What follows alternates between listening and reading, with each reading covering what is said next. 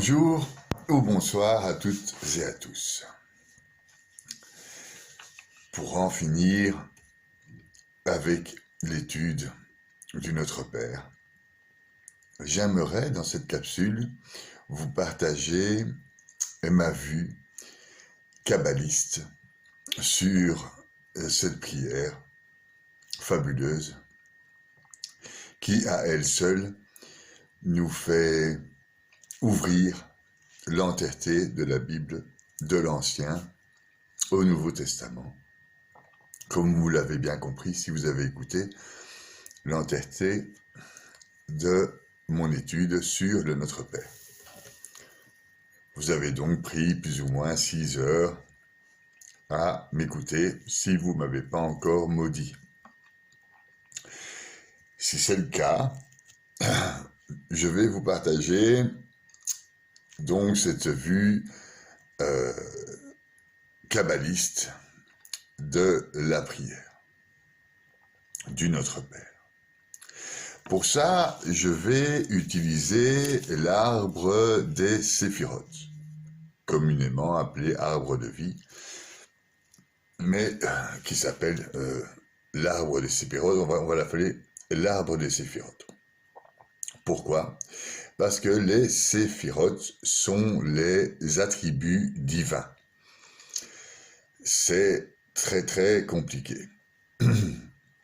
Comment a été formé cet arbre? C'est ce que je vais vous expliquer dans cette capsule succinctement. Parce que mon but est de continuer cette étude sur le Notre Père. Donc, j'ai fait déjà une capsule concernant le petit livre que j'ai écrit, un abécédaire en fait qui n'a aucune prétention littéraire.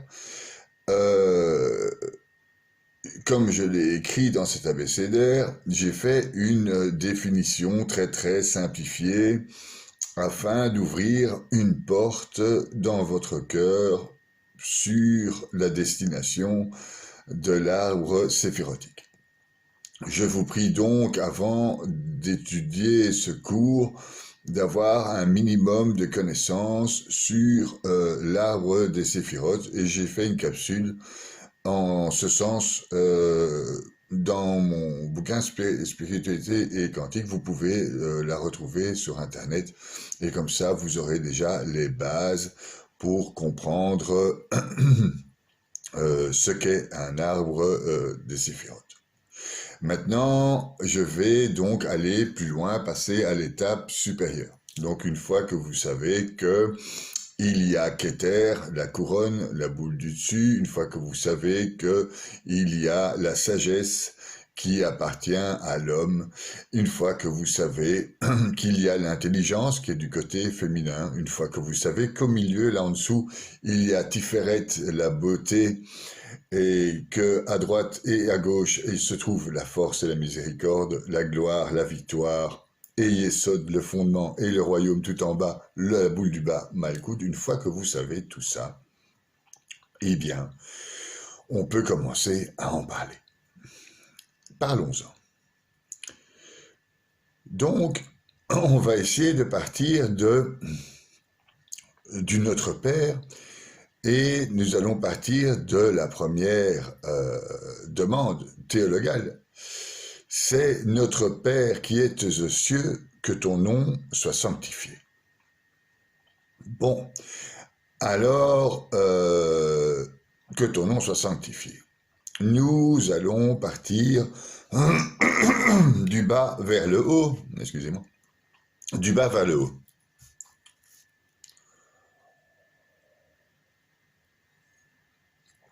En bas, donc, Malkout. Et nous allons remonter vers les cieux. Donc, notre Père qui est aux cieux, que ton nom soit sanctifié. Très bien.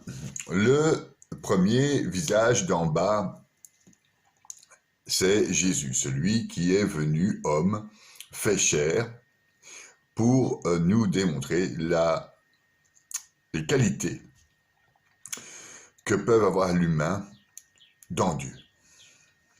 Maintenant, tout au-dessus, si nous prenons Keter, la couronne, nous avons le tétragramme, qui est au-dessus de ce qu'est Terre, en fait, qui est le nom imprononçable de Dieu, mais qui n'est pas vraiment Dieu, parce que au-dessus encore il y a différents mondes Dieu,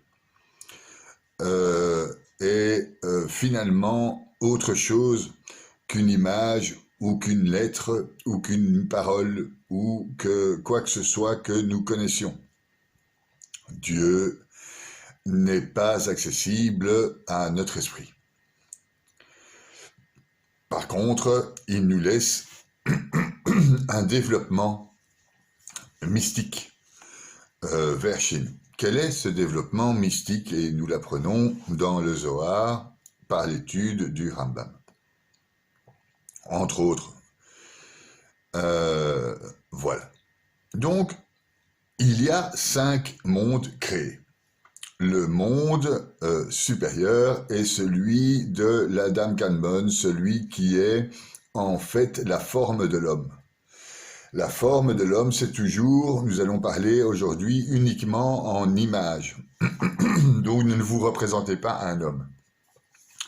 La forme de l'homme, c'est indiqué dans la Bible que la main droite fait quelque chose d'autre que la main gauche, la tête fait autre chose que le pied, etc.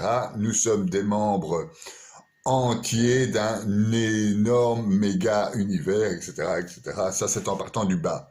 Maintenant, l'Adam Kadmon est au-dessus de l'émanation, du monde des émanations. Le deuxième monde est le monde des émanations. Alors, comment a été créé cette fameuse arbre des séphirotes? Je vais vous le faire assez brièvement, malgré que cette capsule risque de mettre un petit temps. Je m'en aperçois. Donc, nous en sommes au monde des émanations. Comment explique-t-on que le monde des émanations fut créé? Bien, Dieu étant tout, on va l'appeler Dieu. Hein? Dieu étant tout, donc étant éternel, possédant tout. Il n'a pas... il a laissé une place pour la création de cette fameuse arbre des séphirotes. Donc cette abstraction qui va devenir un jour des âmes, des anges, des créatures. Donc, Dieu n'avait pas besoin, a priori, de faire quoi que ce soit. Et il n'avait pas besoin de nous. Il nous a quand même créés. Il nous a créés pour sa gloire et pour la continuité matérielle, entre guillemets, tout ça est une image, la continuité matérielle de son royaume, de son unicité. Je ne vais pas le dire. Donc, pour que tout aille vers lui. Bon, pour cela, on va prendre l'image d'un ballon. Comme si Dieu était un ballon. Pour faire de la place au monde des émanations, ou à l'Adam Kadmon, mais plutôt au monde des émanations, parce que je m'attaque aujourd'hui au sujet de l'arbre des séphirotes, on est d'accord. Donc, on va parler des points de l'émanation. Donc, pour créer le monde des émanations, il a dû se faire plus petit. C'est comme un ballon, et on a percé un peu le ballon, et le ballon devient plus petit, mais l'espace à côté permet à Dieu de créer des émanations. Donc, l'arbre de Séphiroth, au-dessus de l'arbre de Séphiroth, se trouve le monde des émanations et le monde appartenant à Dieu. Donc, ce qui est plus ou moins incompréhensible pour nous, que je vais quand même essayer de tenter de vous expliquer. Bien, l'arbre de Séphiroth est composé de 10 Séphiroth, vous le savez. Au début, dans le monde des émanations, ça ne s'appelait pas des séphirotes, ça s'appelait des points, et ces points n'étaient pas classés ou rangés en forme d'arbre. Ces points étaient un peu disparates dans le monde des émanations. Et ils n'étaient pas classés par attribut divin. Ils étaient classés comme des numéros, 1, 2, 3, 4, 5, 6, 7, 8, 9, 10, mais absolument dans tous les sens. Il se fait que dans ce monde des émanations, le numéro 2 a su qu'il se trouvait après le numéro 1 et que le numéro 3 se trouvait avant le numéro 4 et que le numéro 2, etc. Ils avaient un classement. Ils se sont mis en ligne, donc ces émanations divines se sont, on va dire, classifiées de manière linéaire. Pourquoi de cette manière? Parce que nous sommes des hommes et que nous n'avons pas d'autre moyen pour expliquer les choses que d'avoir des images linéaires, parce que nous vivons dans un monde horizontal. Donc nous sommes obligés d'expliquer les choses divines avec des images qui ont à voir avec le temps, la matière, et la linéarité et le mouvement. Donc je n'ai pas d'autre solution pour vous maintenant de vous expliquer qu'en fait, les séphirotes, qui sont déjà des choses émanées du divin incompréhensible, soient classées de manière linéaire. 1, 2, 3, 4, 5, 6, 7, 8, 9, 10, parce que je suis un humain et que je suis obligé de vous expliquer comment a été formé l'arbre des séphirotes. Donc, ces classements étant faits entre chaque point, qu'on appelle, qui vont devenir des futurs séphirotes, ils sont déjà des séphirotes à partir du moment où ils sont classés. Le fait d'être classé participe à la création. Bien. Donc, le 1 a commencé à regarder le 2, à savoir où était le 2, etc. Ils se sont mis face à face. C'est-à-dire que, si vous voulez, l'homme, pour parler de nous, aurait regardé la femme. Pour l'arbre de Séphiroth, on peut dire que l'homme, la sagesse, aurait regardé la femme, l'intelligence. Etc., etc., etc., dans le monde des émanations. C'est-à-dire que la miséricorde aurait regardé la force, etc., et surtout, Malkoud aurait regardé le fondement. Je m'explique. De là, on commence à créer des visages des séphirotes. C'est-à-dire qu'on rentre tout doucement dans le troisième monde qui est celui des âmes. Dans le monde des âmes, il y a le début de ce face-à-face qu'on pourrait dire avec Dieu du second degré, c'est-à-dire Shaddai, celui qui aurait dit stop ou Sabaoth, celui qui aurait fait le Tohu-Bohu. Tout ça, nous parlons de Dieu, doivent être abstraits. Il faut se retirer de l'idée d'essayer de faire de quelque chose de très spirituel, quelque chose qui correspond à la réalité de l'homme. Donc, ces points classés ont commencé à se regarder face à face par leur position, se sont classés en tant que, c'est pas des opposés, en tant que complémentaires sagesse de l'homme, on va dire, et intelligence de la femme, et se sont mis à se regarder. En se regardant, qu'est-ce qu'ils ont créé? Ils ont créé des petits visages. Il y a 5 petits visages importants qui se sont créés après l'émanation vers le monde des âmes. C'est le visage, évidemment, du numéro 1, le Keter, la couronne, celui qui était avant le 2. Donc le 2 a décidé que le Keter était le 1, et le 1 est la couronne qui se rapprochant plus de l'espace de l'Adam Kanmon avant les émanations, donc l'espace de Dieu. Donc au-dessus de la couronne devient là le début de l'explication tangible de la réalité divine. Donc, Keter est la boule du dessus. Ensuite, nous avons Okma et Bina, l'intelligence, Bina et Okma, la sagesse, qui se sont regardés comme un homme et une femme. Nous avions donc là le début d'un arbre séphirotique occupé à se créer. Donc Keter, le numéro 1, qui est devenu le roi ou la couronne de cette entité de sagesse et d'intelligence. Nous avons donc déjà là une forme d'arbre. Maintenant, comme il y a sagesse et intelligence, il y a une sorte de complémentarité et d'unité dans ces deux séphirotes. Et en se regardant face à face, l'intelligence et la sagesse, ils ont trouvé que en se regardant dos à dos, la femme et l'homme, l'Adam et le Ève, en se regardant dos à dos et en se séparant dans une sorte d'unité, c'est-à-dire qu'ils ne sont pas séparés. Donc un arbre de séphirotes est entier.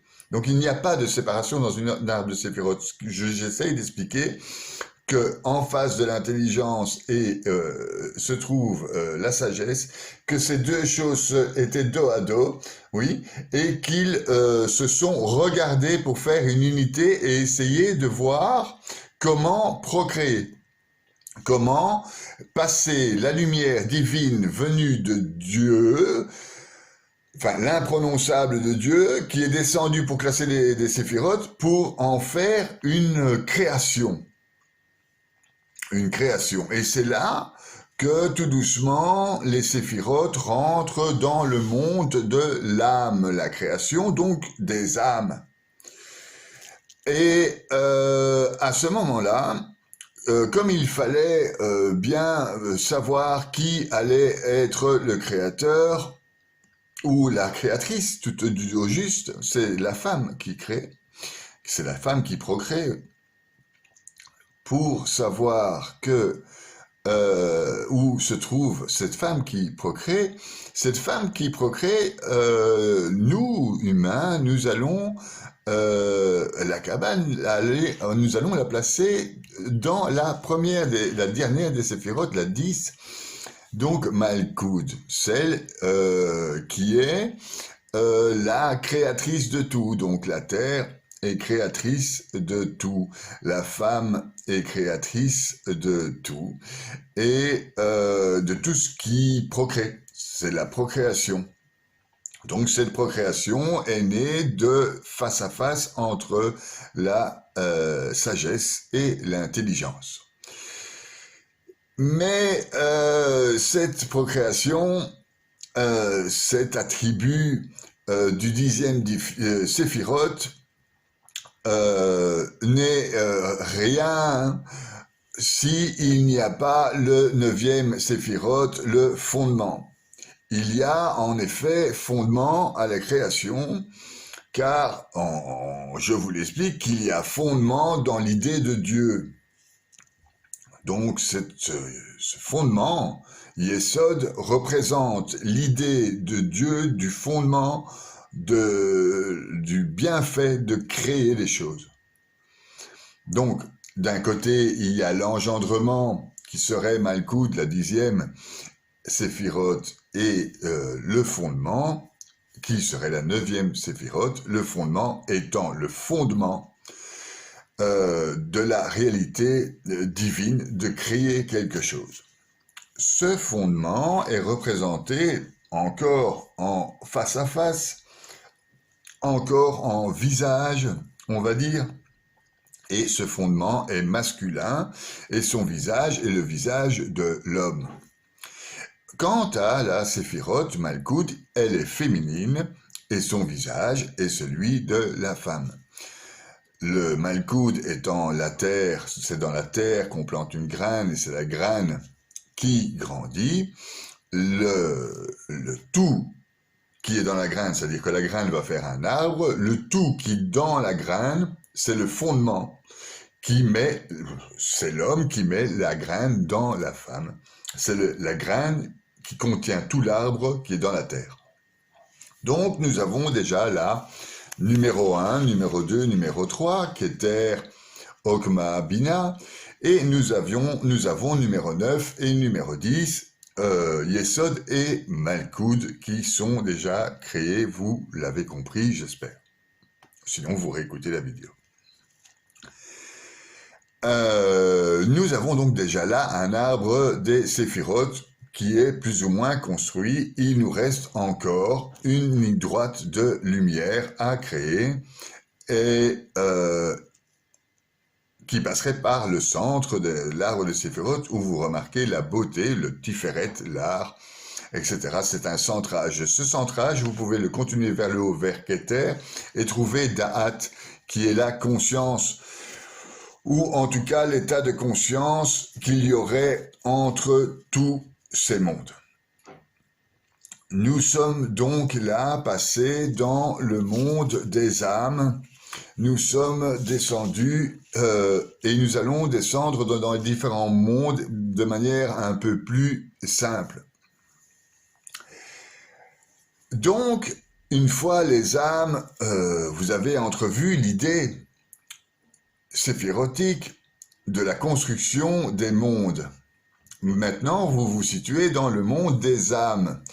Et ce monde des âmes découle du monde des âmes, les anges et les créatures. Pourquoi? Parce qu'une fois que l'arbre des séphirotes est formé entièrement entre le niveau de l'émanation et le niveau des âmes sur le schéma de la Dame Kanmon engendrée par Dieu, une fois cet arbre complet, cet arbre a tendance à se différencier par attribut. Et c'est là où intervient une autre forme de visage de Dieu. Et c'est là que on peut parler dans le Notre Père, du nom sanctifié de Dieu. Nous avons donc différents niveaux qui se créent entre la créature que nous sommes, les anges qui sont, et les âmes qui sont au plus près de l'émanation et de la Dame. Nous sommes donc tous différenciés. Nous sommes clairement pas des anges parce que nous sommes matière. Par contre, nous avons la possibilité de créer, de création. Ça devient compliqué et je ne vais pas aborder le sujet des anges qui seraient finalement très impressionnés d'avoir notre entité montée aux cieux du fait que finalement ils sont nos gardiens et les descendants, le lien, un peu le facteur entre l'âme et la créature. Je me disperse et ça ne sert à rien de vous expliquer ça maintenant parce que je vous parle du Notre Père. Vous avez donc compris que dans les différents mondes, Adam Kanmon, émanation, âme, ange et créature, s'est créé donc ce fameux arbre des séphirotes. Maintenant, nous allons étudier le Notre Père. Je vous ai déjà dit que Keter, la couronne, c'est Notre Père qui est aux cieux, que ton nom soit sanctifié. Donc avec tous les mondes du dessus. Okma, la sagesse. Que ton règne vienne, c'est cette sagesse masculine qui a regardé l'intelligence féminine. Et l'intelligence féminine, c'est que ta volonté soit faite, la volonté de procréation de Yesod et de Malkoud. Nous avons donc là les trois premiers demandes théologales du Notre Père. Donc, Keter, notre Père qui es aux cieux, que ton nom soit sanctifié. Okma, que ton règne vienne. Bina, que ta volonté soit faite sur la terre comme au ciel. Je vous ai parlé du fameux Séphiroth, formé par l'arbre de la lumière qui descendait verticalement vers le Malkoud, ou le fondement, en passant par le cœur. Le cœur est la conscience, donc Da'at et Tiferet. Tiferet est le cœur. La lumière, la colonne centrale de l'arbre de Séphiroth, qui descend jusqu'à la terre, jusqu'à la femme. Bien, ce cœur, c'est donne-nous aujourd'hui notre pain quotidien. C'est ce qui fait que cette lumière descend de Keter par le pain quotidien, arriver à nourrir la terre. Très bien. Vous avez compris, on a donc déjà la première demande là, celle du cœur, demander notre pain quotidien. Tiferet. Pardonne-nous nos offenses comme nous pardonnons aussi à ceux qui nous ont offensés. Vous connaissez maintenant l'arbre de Séphiroth. Il y a dans la partie masculine la miséricorde en dessous de la sagesse. Cette miséricorde, c'est le pardon. Pardonne-nous nos offenses comme nous pardonnons aussi à ceux qui nous ont offensés. C'est là qu'il faut revoir le cours sur le pardon qui est, je le concède, un peu long, mais compliqué, et je n'ai pas pu faire plus court qu'1h30 sur le pardon. Donc ce pardon vient de Dieu, et vient des émanations, vient des anges et vient de l'âme. Il faut bien faire une abstraction de tout ce que je dis. Tout ce que je dis appartient à des réalités divines que je m'efforce d'expliquer en images et en lettres et en mots et en calculs. Donc, nous avons déjà nos deuxièmes demandes non théologales, par contre, qui sont dans la miséricorde. Pardonne-nous nos offenses comme nous pardonnons aussi à ceux qui nous ont offensés. On demande ça à Dieu, Keter, notre Père qui est aux cieux. Ne nous laisse pas entrer en tentation, mais délivre-nous du mal. Pour ne pas rentrer en tentation et être délivré du mal, il nous faut de la force. Et la force, c'est la séphiroth numéro 5, Géboura, qui nous permet, avec cette force, de ne pas tomber chez le démon, de ne pas succomber à cette fameuse dualité dans la lumière qui est les ténèbres et la lumière, qui fait partie toujours d'une seule unité qui est Keter. Donc il n'y a pas cette notion de bien et de mal chez Dieu dans la lumière. Par contre, il y a un face-à-face tout le temps entre toutes les séphiroth. Donc, une seule séphiroth contient tous les arbres des séphiroth. Bien, donc, Géboura, la force, c'est, pour le Notre Père, ne nous laisse pas tomber en tentation. C'est, vous allez me dire, alors la fin de la prière. Notre Père qui est aux cieux, Keter, que ton règne vienne, Okma, que ta volonté soit faite sur la terre comme au ciel, Bina. Donne-nous aujourd'hui notre pain de ce jour, Tiferet.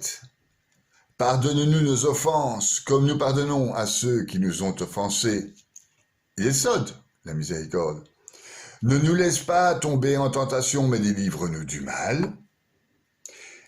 Le Notre Père continue. Car c'est à toi qu'appartiennent le règne, la puissance et la gloire.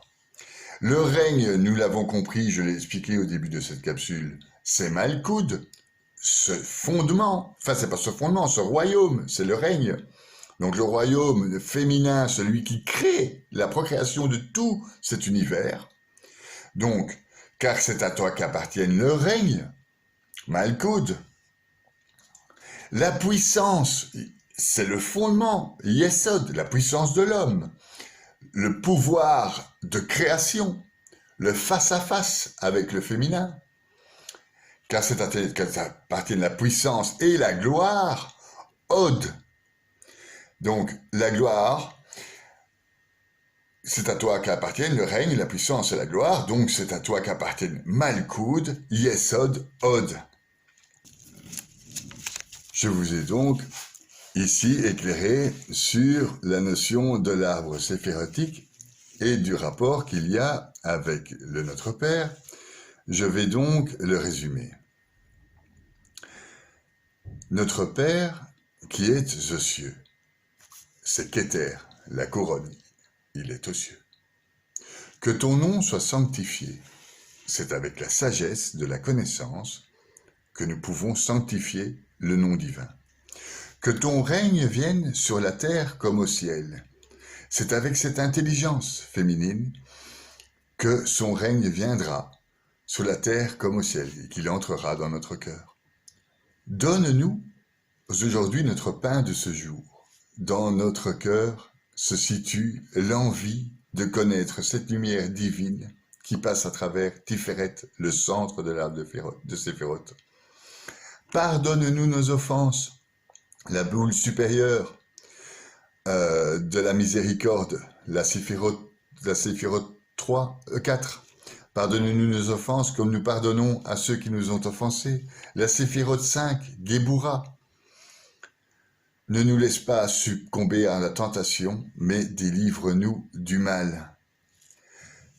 Car c'est à toi qu'appartiennent la règne Malkoud, le féminin, de base, la boule du bas, la 10e Séphiroth, le règne, la puissance, Yesod, le fondement, la boule numéro 9, la Séphiroth numéro 9, et la gloire, Od, la boule numéro 8,